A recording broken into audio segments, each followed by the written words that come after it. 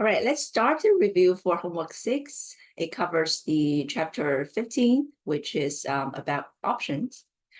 Going to the first question, other things equal a short put position will become more valuable as a result of an increase in. We need to recap a little bit about the chapter. So let me pull up the chapter slides.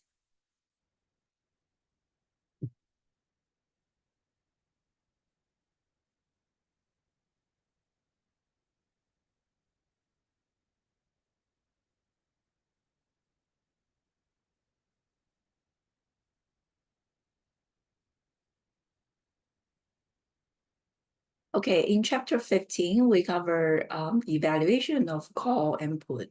So I scroll it down to put option.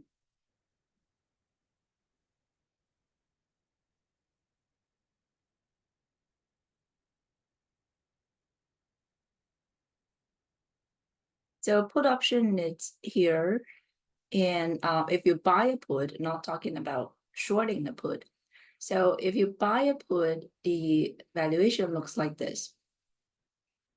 So it basically will ask you to compare the stock price, ST, with the option strike price, X. If the option strike price is at $80 and the stock price of the underlying option, the underlying stock price will be ST. ST is moving, it's not fixed. So it's just basically the stock price. Stock price is moving every day. And then within the trading hour, it's also fluctuating. But the option strike price is locked in once you focus on the specific options. So whether you buy or short, the option contract's strike price is going to be fixed. So then the options valuation will be comparing the stock price, the underlying stock price, with the strike price, which is fixed. Now, stock price is moving. It can be going on the right-hand side of the $80 or the left-hand side of the $80. Now, if it's above the $80, this put option has no value, which means that because the put option gives investors the rights to sell the stocks. If you can sell at a higher price, higher than $80, this put option has no value to the investors. The put option holder will just let the options to expire at the expiration date. Simply, they can have a higher price to sell at the stock market instead of using the option. However, if the price fall below $80, the put option here then has value. So, so therefore, the value of the put option is as simple as the difference between $80 and the stock price. If the stock price is lower than $80, so $1, if it's $1 lower, then this option has $1 value. If it's $2 lower than $80, I mean the stock price, if it's $2 lower than $80, then the option has $2 as its value. This is the value at expiration day, assuming that the option expire today, and the valuation looks like this.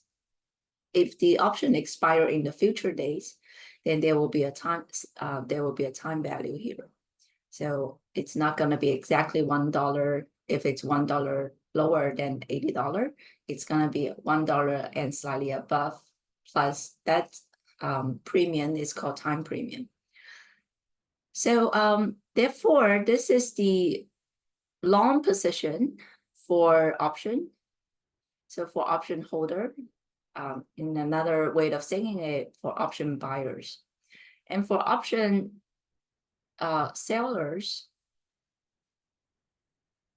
this is seller. So for option sellers, the payoff is the opposite. So simply I put a bracket sign here and put a negative sign. So this means that whatever the option holder pays to buy that option will goes to the put seller. So it will receive the option premium. So that's the payoff for put option seller. So similar logic applies to call riders.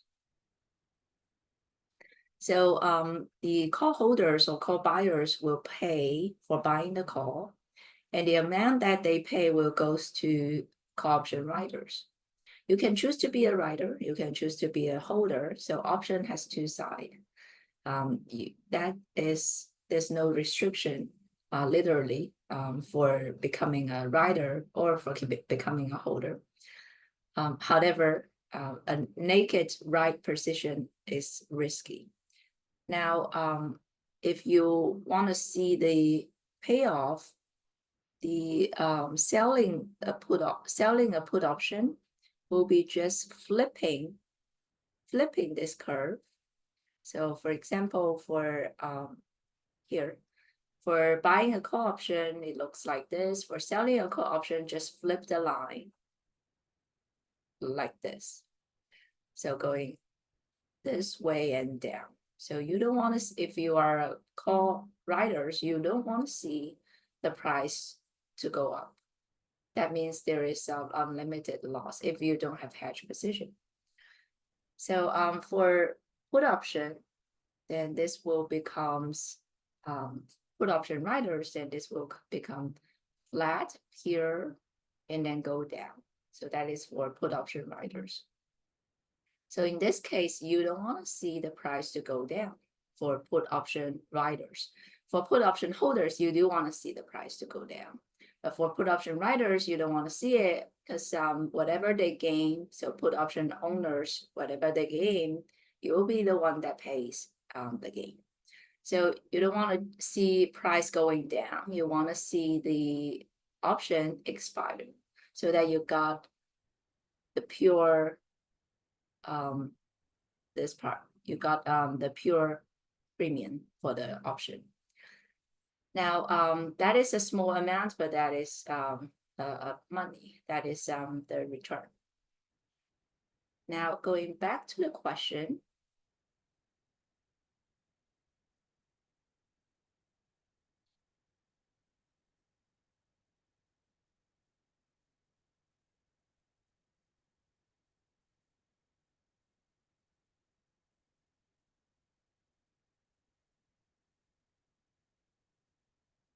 We are looking at the short put position, and it will become valuable as a result of an increase in the price of underlying stocks. So this is pretty straightforward. The volatility, the second one, the volatility of the price of the underlying stocks. It's the volatility will add value to the put position, but if you already initiate the put, then it's not gonna add value to the short put position because it basically will increase the prices. But you have already received the proceeding at the time this short rider initiate the position. So having more volatility later on after the short position has initiated for riders, there's it's not going to add value. But for put option holders, increasing the volatility of underlying stocks will increase the option value. So in that case, for option holders, volatility will make the option more valuable. But for option riders, increasing the option prices will not affect will actually make them lose more money because they will have to pay a higher price to close the put riders position. And then time to expiration will not make the short put position more valuable. So that is not the case. So this is basically talking about the slides. So when the price increases, put option becomes, if it's going above the strike price, then put option has no value because its value is determined by X minus ST.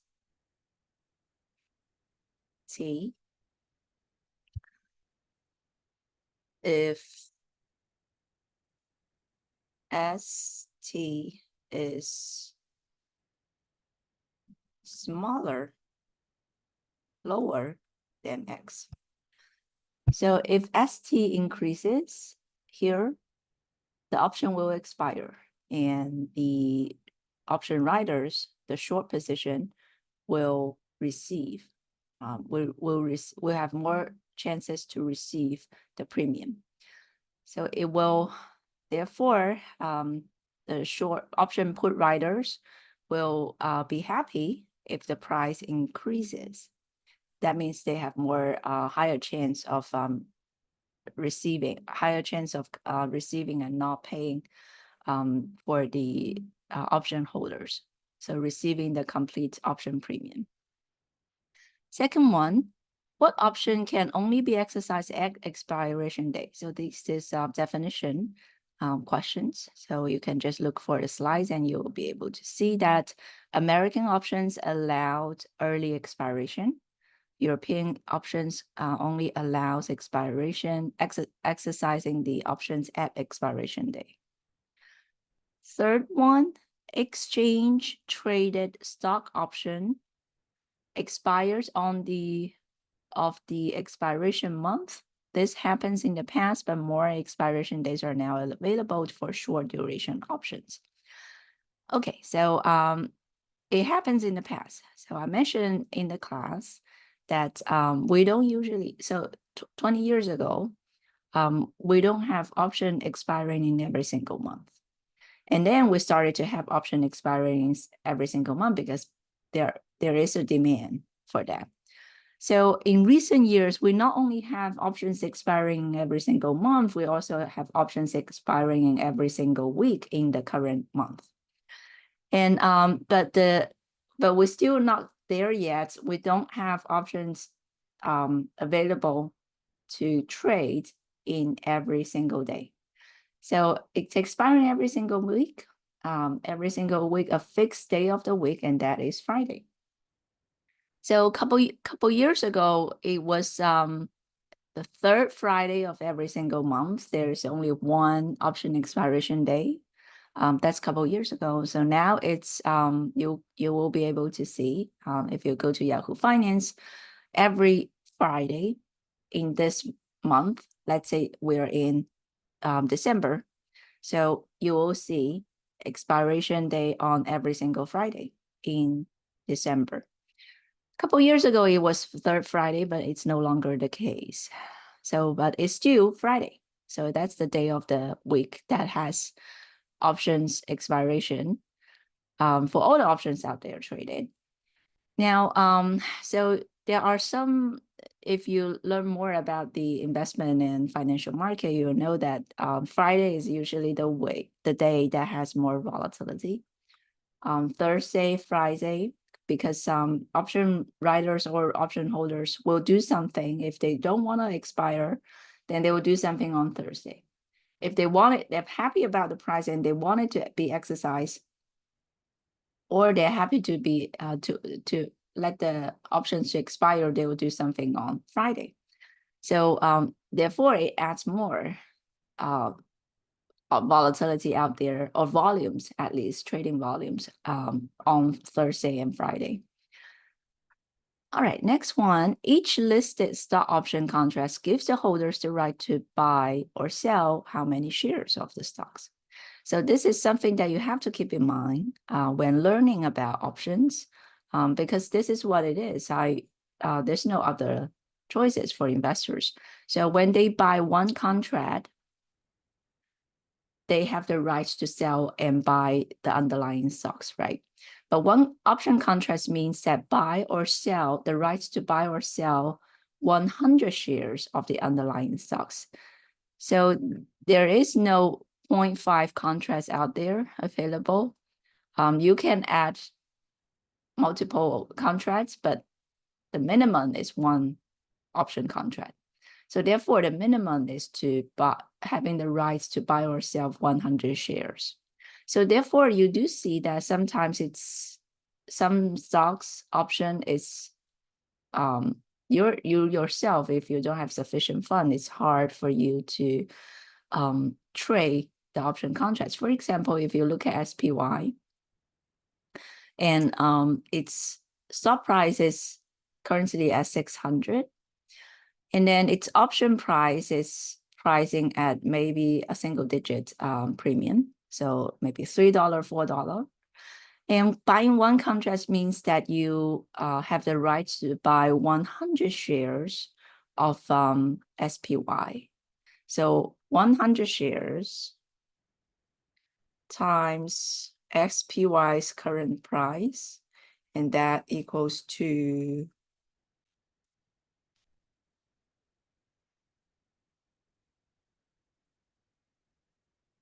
$60,000. So buying 100 share, buying one option contract of SPY. So SPY is the S&P 500 ETF. So buying one option contract will give you the rights to buy this many 100 shares, and you need to spend if the strike price is at 600, and then that means you need to spend 60,000. So that is not, so remember that for some stocks, the dollar amount implied it's huge. But for some other stocks, let's say if it's just $1 stocks, then that means 100, even you times 100, that doesn't mean a huge dollar amount. All right. And we cannot have sub-penny option contract here. So it has, the minimum has to be 1. So then the minimum to buy or sell will be 100 shares. Going down, exercise price for listed stock option usually occurs in increment of what, and bracket the current stock price.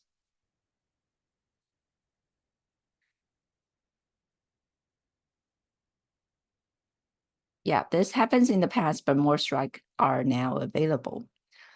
In the past, you don't see the strike price on every single you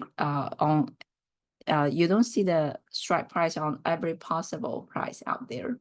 So here, what I mean is that if SPY's current price is 600,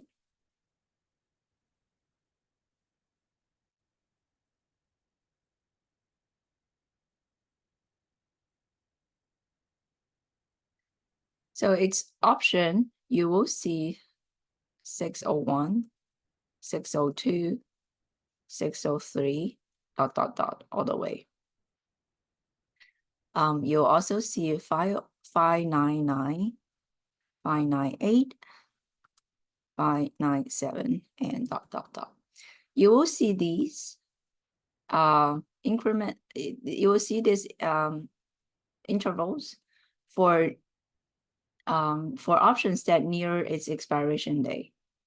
But if you look at option expiring in 1 year, so people are not interested in 601, 602, 603. The tendency here is that more people are interested in the round number, $600, $610, $590, $580. And therefore, the people who provided the options, so option writers and option exchanges, figure this out. So the incremental intervals, they decided for options that expiring far in the future, it's $5. But for options expiring dates that is near term, so near term options, the incremental value will be just $1. So this happens in the past. So I think we're talking about $5 here, since it's asking what happened in the past.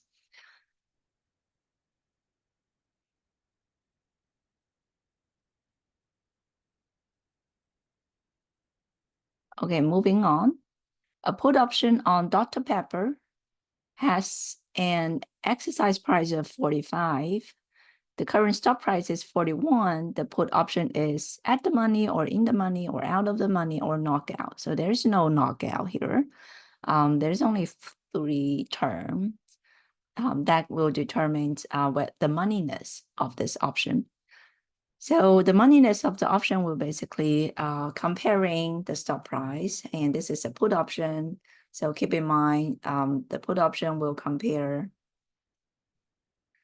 The put option's value is X minus ST if X value is greater than ST. So ST here is 41. And exercise price here is 45, and it is greater than 41. So therefore, this option has value. If it has value, then it's called in the money. So if it's the opposite, let's say this strike price is lower than exercise price, strike price is lower than stop price, then it's called out of the money. If it's equals, then it's called at the money. Okay, next, you invest in the stock and write a call option. This strategy is called covered call. Just by definition, covered call is a specific strategy.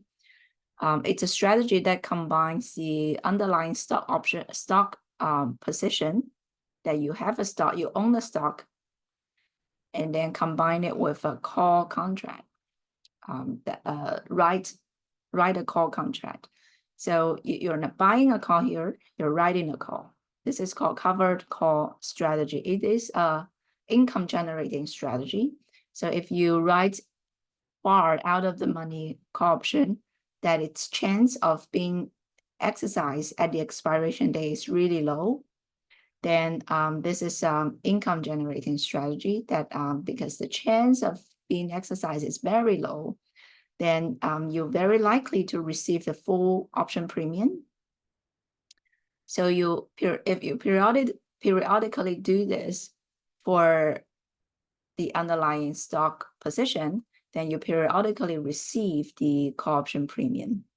So this is a pretty mature and sophisticated strategies. Many sophisticated investors, I think, should be familiar with this strategy. Next, a covered call strategy benefits from what environment?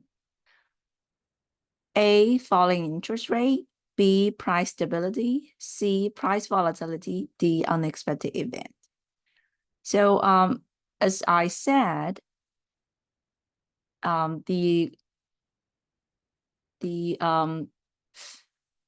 covered call strategy has a position of underlying stocks here, and another position of writing a call. So for writing a call,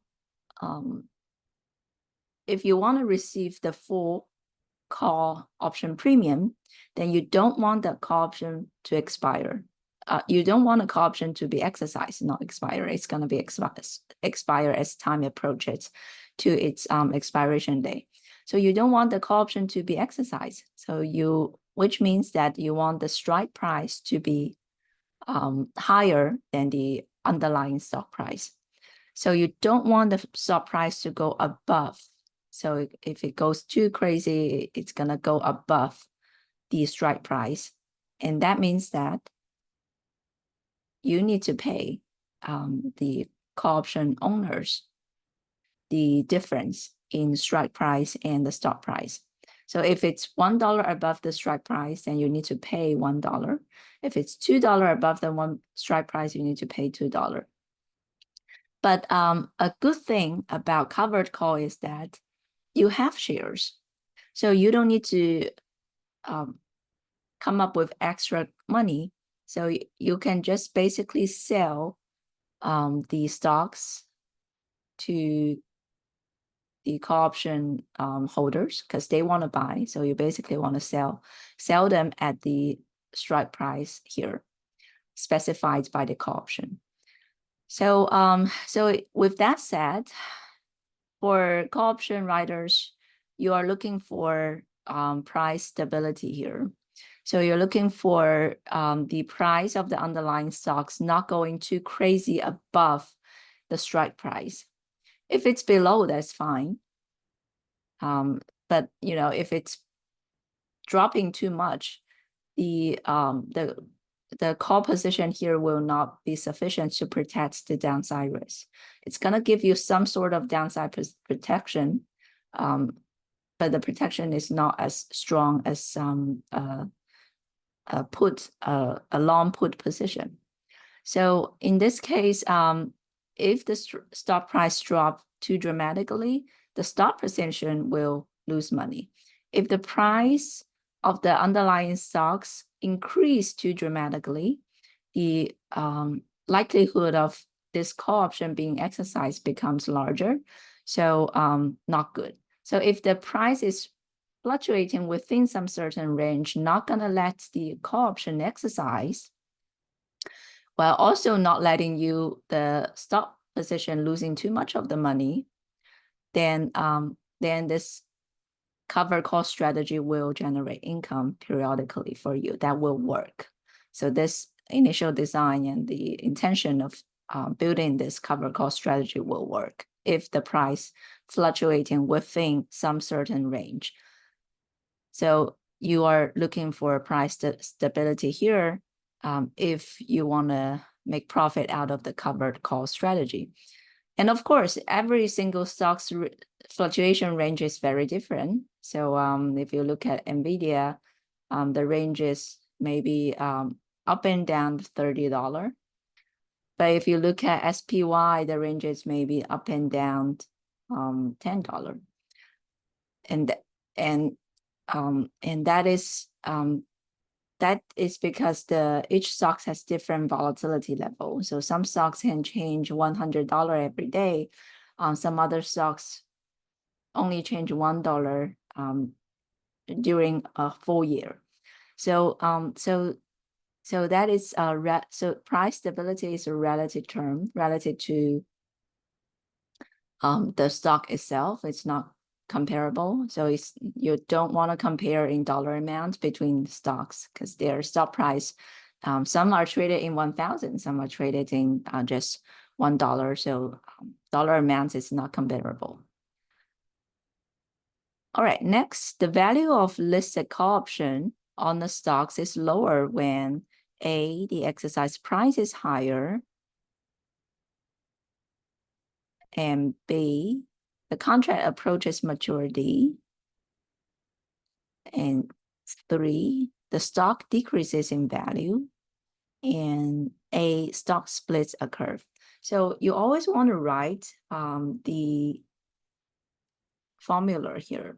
So the formula, the way of calculating value of call option will be comparing the price ST with the exercise price.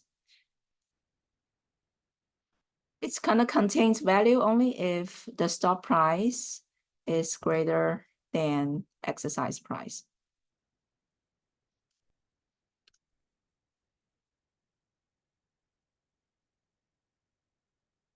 So in this case, in what scenario the value of the listed call option on the stocks will be lower? So in what scenario this will be lower? Now, if you're looking for a lower call option value, then the strike price here needs to be 1 versus higher. If the X is higher here, then the difference here will be smaller. So exercise price is higher, that is 1 correct answer. And then second, the contract approaches maturity. That is also correct. That means that the time value is decreasing. So I talked about it. If you look at the options that is not expiring on today, the value of the option will be XT minus X plus a time premium, because it allows you to lock in the strike price all the way until expiration day. So when anyone that promise you a price until some expiration date, there is a time value out there. The longer they can promise, the more value is this option. So if the time approaches its maturity date, then that means the time value is decreasing. So that when time value is decreasing, the call option value is also decreasing. So because it's not this part that is decreasing, it's when it plus a time value, it's the time value that is decreasing. And then next, the stock decreases in value.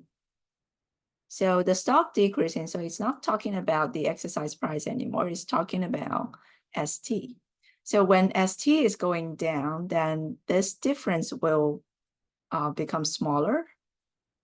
So that is pretty easy to understand it. So 3 is also correct. Now that leaves us the third option here, C.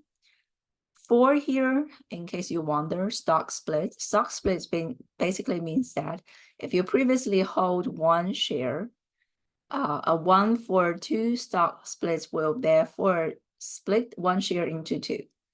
So that means you automatically hold 2 shares. And in that case, the price will worth half.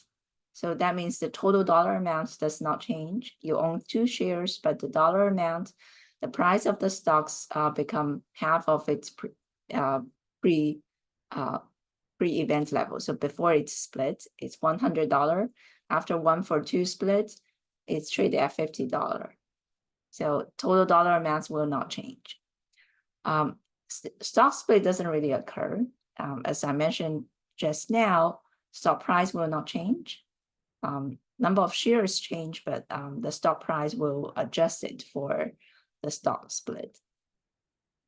So as long as it does not affect ST, the stock price, then it's not going to affect option prices. Going down, the maximum loss of a buyer of the stock call option can suffer is the what? Maximum loss. So going to the slide.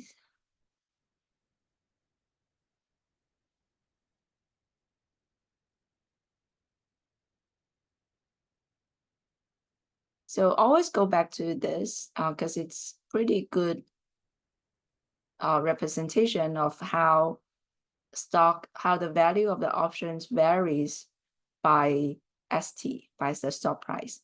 So I think the question is asking the maximum loss of the call option buyer. So this is the profit and loss function for how does it look for buying a call option.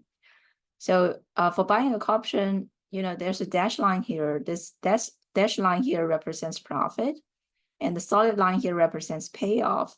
So profit basically means that I would want to consider the total revenue of the call option long position. So in that case, I will need to consider and account for the price that I pay for buying the call. When you see 0, the solid line here, it does not consider the price of paying that you paid for buying the call. It only consider after something, after you buy, what's the value of the option. So if you consider the initial cost for initiating this call option, you need to pay here, the premium says it's $14. So you need to pay $14 to initiate, to start, to open up this call position. This is a long call position, so you're buying a call option. And the call option will start to have value once the stop price is above the strike price. ST is above $80. So it's as you can see here, this investment, if you're just purely looking at the call buyer, this investment has a floor. So the maximum loss will be $14 here. It's not, even though even ST can go even further down to $60, $50, $40, it's not going to affect the profit for call option buyers if it drops below 80. Yes, you will pay 14 and you're not able to gain anything if the stop price is below 80, but the maximum loss is fixed. It's $14. So that is a good thing about options. It's one-sided bet. So for example, here you can see that it's betting on this stocks. It's betting that the stock's price will go up if someone buy the call option. For put options, if someone bets that this stock's price will go down, then they buy the put option. So it's one-sided bet.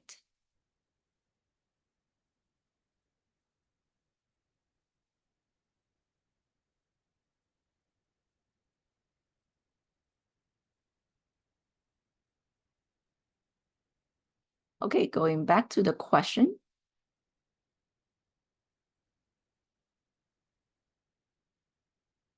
Now, the maximum loss will be therefore call premium. Call premium is also the price of the call. So it's just another name of saying it. So the price that call buyer pay for initiating or starting the position. So that is the maximum loss. Next, you buy one huge packing, August 50 call, and one August 50 put. The call premium is 1.25. The put premium is 4.5. Your highest potential loss from this position is. So it's always nice to write it down separately. So we have buy a call and have bought a put as well.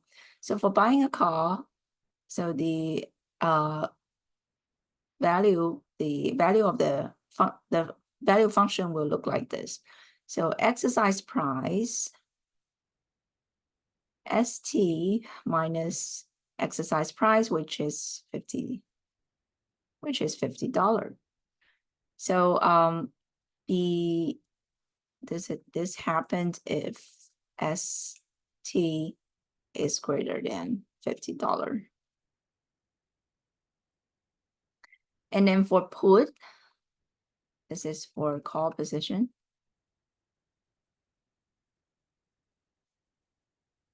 For put position, so always calculate it separately so you don't confuse yourself. Don't try to remember a formula that combines these two. So there are two positions, just calculate it separately. So for put, the value function will be $50, the strike price,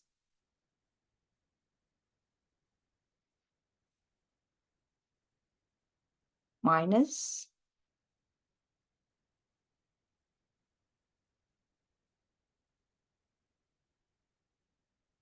the stop price, strike price minus stop price. If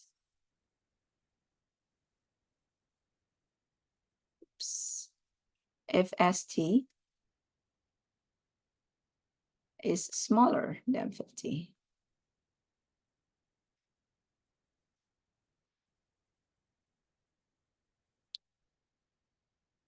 So that basically tells you that there is, when the stop price is below, so it basically almost covered all the possible scenarios out there, unless ST is equals to 50. So 50. So if stock price is lower, then you got this. If stock price is higher, then you got this. If stock price equals to 50, you got 0.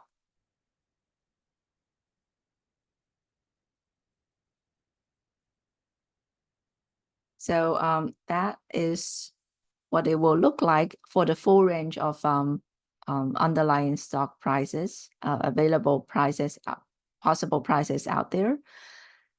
In either cases, so you need to pay 1.25 for initiating the call.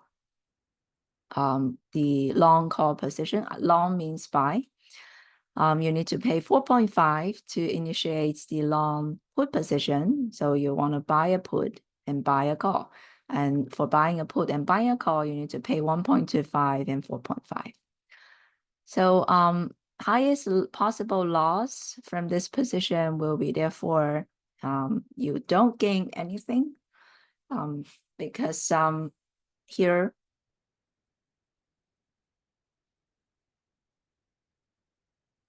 you basically set a floor for the case where because you will got protection for call if the strike price if the stock price goes above, and you basically will got protections from the put if the stock price goes down. So in this case here, the maximum loss will be basically the price that you're paying for the call option and the put option, so which is 1.25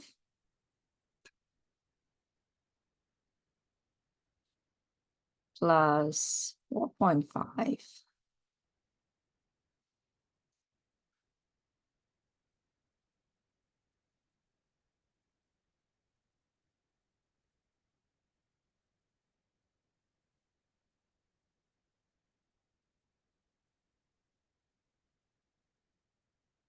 times 100 shares, and that equals to 575.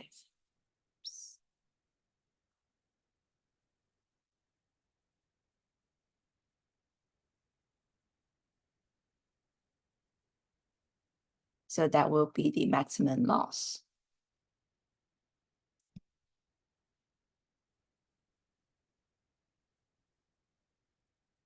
This happens when ST equals to 50.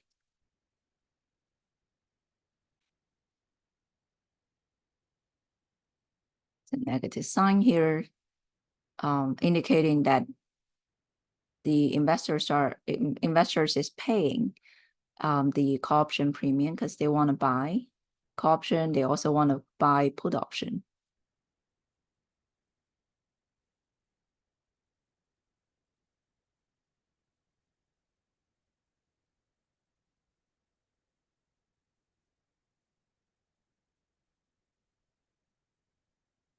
You may wonder, maybe I can further give you some more example. So when this is greater than 0, greater than 50, this is positive, right? And this one, the put option position will be 0. So it's gonna be a positive number plus 0. You're gonna pay this 1.25 and 4.5 anyway, but with a 0 gain here from put position and a positive gain here from call position, you will lose less. So it's gonna be a positive number added to this price. So that is the case when ST is greater than 50. Now, when ST is lower than 50, the call position has 0 value. It will just expire. But the put position will have a positive value equals to 50 minus ST. So in that case, these two add up will become a positive number. So it's a positive number adding to a negative number here. It will make it less negative or even turn out to be positive. So so therefore, when ST is greater than 50, you got a positive number added to this whole price that you pay.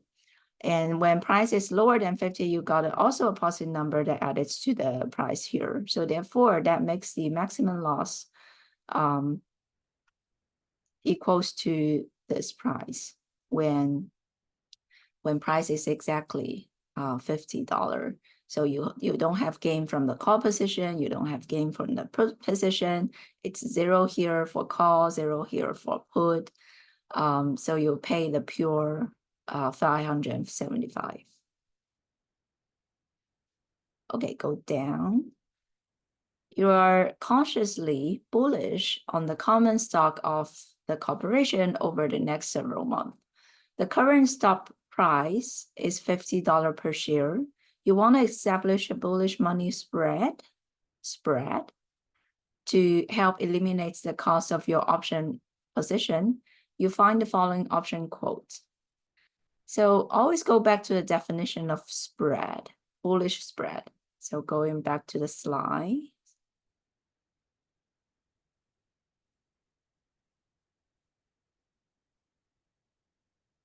All right, spread is a combination of 2 or more call option or put option on the same asset with different exercise price or time to expire. So let me find the bull spread. So a bull spread, before I introduce you, the bull spreads want to exploit the upside potential. So keep the potential, the upside potential, the profit generated from upside potential, keep this open to investors while also eliminating the downside potential. So that is the bull spread. So you have seen this upward sloping solid line here. So it's upward sloping, which means that when the stock price is going up, this strategy will make you money. So then there will be the opposite position there, which is called bear spread. Bear spreads, you will see that this becoming downward sloping. So it constructed in a way that is downward sloping. For bull spread, it's basically the definition is here. So how are you going to construct such that its value looks like this? So it has a floor, it has a ceiling, and then it also allows you to exploit the upside potential within this range, within the range of X, between X1 to X2, between this price range. So to do that, you will need to buy the call at a lower strike price and sell the call at a higher strike price. So combining these two together, so here you see that this will cancel out.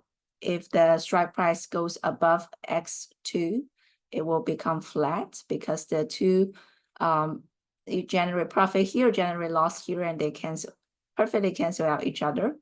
If you hold one share, if you hold one contract of each.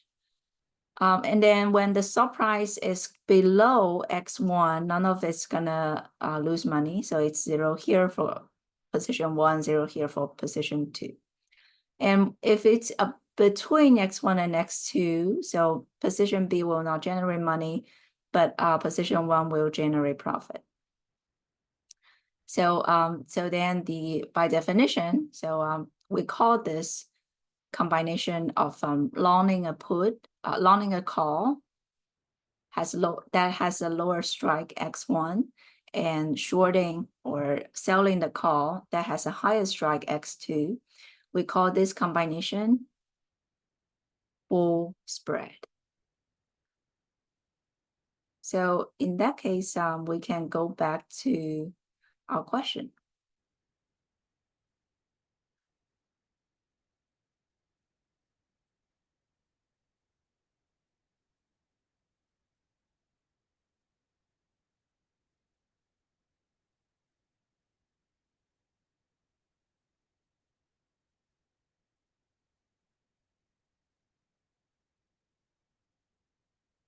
So here, what we are looking for here is that we want call option instead of put option, because it's a bull spread. And we want to buy a lower strike call and then sell a higher strike call. So it can be buying 45, selling 50 or 55, or buying 50 that's selling sell 55. So different combination. So depending on which option here is correct. So buying 55, selling 45 is not correct. We want to buy a lower strike price call. And here buying 45 and buy 55, that is not right. We want to combine a buy with a sell. So we want to combine a long with a short position. See here, buying 45, selling 55. This one is right. And selling 45, selling 55, we don't want to sell both call option. Okay, going down, the following price quotation are for exchange listed option on this stocks. And the required requirement is that with transaction costs ignored, how much would a buyer have to pay for one call option contract? Assume each contract is for 100 shares. I think this question is very straightforward. So we need to,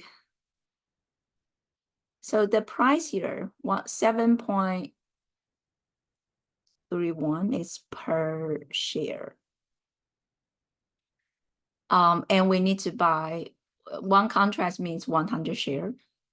So that means we will need to pay 7.31 times 100 shares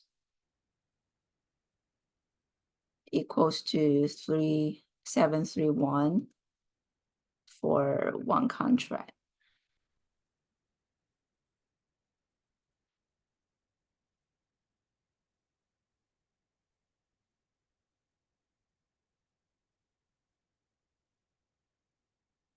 Okay, so that is this question going down. Suppose you finish one Texas Instrument, you purchase one Texas Instrument stock, Texas Instrument call, 75 call quoted at 8.5, and write one 80 call quoted at 6.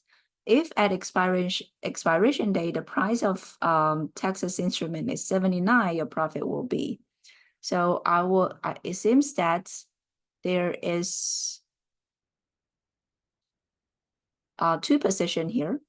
So I would write each position down. So for purchasing a call, the price will be ST minus X, and X is 75.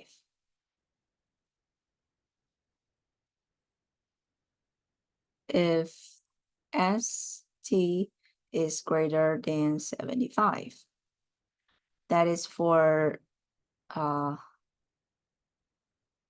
buy call position. And then write a call. So write call position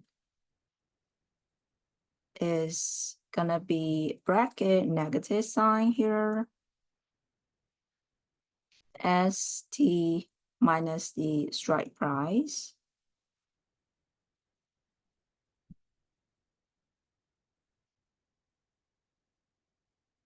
If ST is greater than 75. And then in the buy call position, you need to pay 8.5 anyway. No matter what, you're going to pay for this for buying the call. And then for writing a put position, going to receive $6 no matter what. So then we see what's going on. at expiration. So at the expiration day, ST, we know the stock price 79, and 79 is above 75. So this is 80, but below $80. So for the first position, you will gain 79 minus.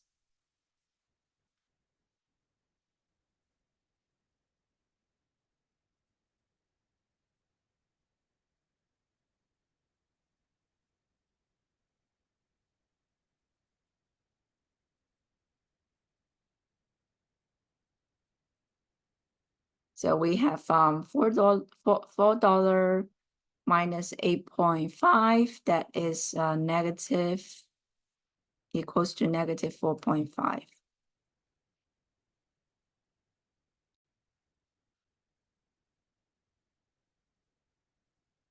And then second,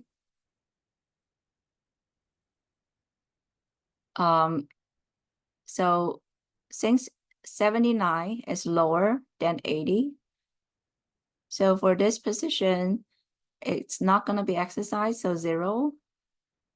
And you will receive $6. So equals to $6. So adding these two together, 4.5 negative plus a positive 6 equals to 1.5. And this is per share, I think. Yeah, there is a quantity here, 1 contract. So it will be 1.5 times 100 shares equals to 150. So that will be the profit if at expiration day, the stock price equals to 79. Okay, next one. So you can see that you don't necessarily need to, and I encourage you not to remember the combined formula. It's as simple as the initial call option function, value function. So I'm using it. So initial call option function, you just need to determine whether it's a buy or a right or a long or a short position. So if the investors want to buy or sell the call option, so then you add a, if it's selling, then you add a bracket and negative sign. So same here for put. If you have multiple put position and you want to see the combined profits for the strategy, then you just listed each options value function out there, and then determine each profit or loss for each position, then add it together. Okay, final question here. The common stock of Avalon Corporation has been trading in a narrow range around $40 for the month. You believe it is going to stay in the range for the next 3 months. The price of the 3-month put with an exercise price of 40 is $3. And the call option with the same expiration day exercise price sells for 4. So for the put, sell at 3, for the call, sell at 4. Selling a strike would generate total premium income of what?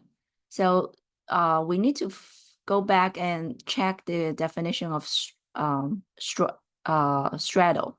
So since it's asking us to sell the straddle. All right, straddle is here. So this is a payoff for straddle, a long position for straddle. So a sell position for straddle will be just flipping all the signs. So we'll for buying a strike, for buying a straddle, so it's a V-shaped payoff. So you will benefit if the price is volatile. So you don't want low volatility. Low volatility means that you lose if the price is within range between these two range. So if there's you see the dashed line is crossing the zero line here, and the dashed line is crossing the zero line here on the right hand side. If the stock price is fluctuating within this range, this profit make loss. However, if the price is dramatically going down or dramatically going up, this straddle will work. This straddle will generate profit. So here, and not sure you're able to, yeah, you're able to see it. So for selling a straddle, so it will be just flipping this graph. So it looks like a inverted V. So you will, if you sell the straddle, you will make money if the price is fluctuating within this range. You will lose money if it's dramatically going down or if it's dramatically going up. So if you anticipate that price will fluctuate within this range from X1 to X2, X is basically the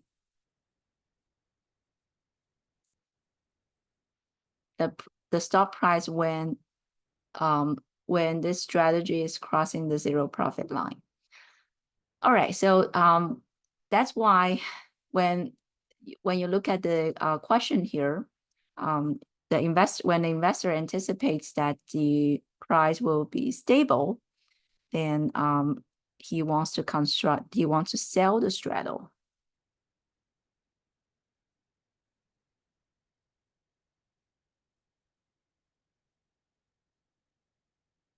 Okay, so selling a straddle will require us to, going back to the slides, it will require to sell the call and sell the put. So straddle,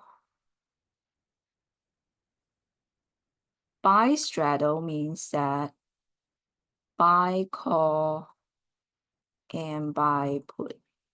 So sell straddle will means that we're doing the opposite.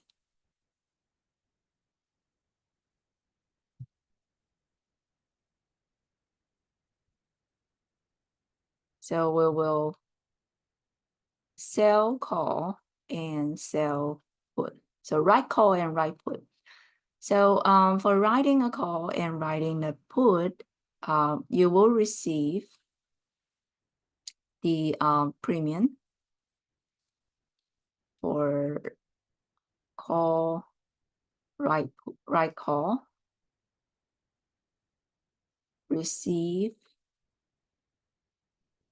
$4, buy put,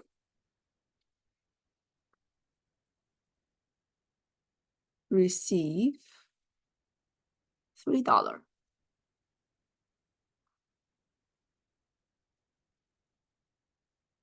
And the total premium income will be $4 plus $3. This is per share. So if you want to do one contract each, then you need to time 100. So that will be 700. So 700 here is the total premium income. So going back to the slides, you'll be able to see, and that is the maximum inverted V. So this is normal V. So if you're selling a straddle inverted V, so the highest point is here. So when you receive the full premium of P plus C, the premium for put option is P, the premium for call option is C. So P plus C will be the lowest point for a long straddle. For a short straddle, it will be the highest point here, inverted V, P plus C. That will be the highest value that you can generate from selling a straddle. So I think that will be it for reviewing the homework question here. So there are some strategies which you may feel that it's a little bit complicated and confusing and not as intuitive. So it's not intuitive to me either. So I'm not able to tell it by just looking at, oh, you're buying a straddle or you're buying a spread and what is your profit and loss. I'm not able to tell directly from that. I need to work out each position's profit and loss and add them together. So that is the solution. That is how we solve the profit or loss for the option strategies. You break it down into each position. So if you look at each position, it's either a call value function or the put value function. No matter it's writing a call or buying a call, the function is still the same. So you're just, if it's a long position, then you don't need to add a negative sign. If it's a right call or put position, then you add a negative sign. So each position is simple. So it's always that two functions out there, value function for call or put. Then you solve each positions, then combine it. That will be the profit or loss for the strategies. So the investor can build 10 different option positions. You're still able to solve it. If you're not look at the 10 as a whole strategy, you look at each position and combine them. So that will be homework 6.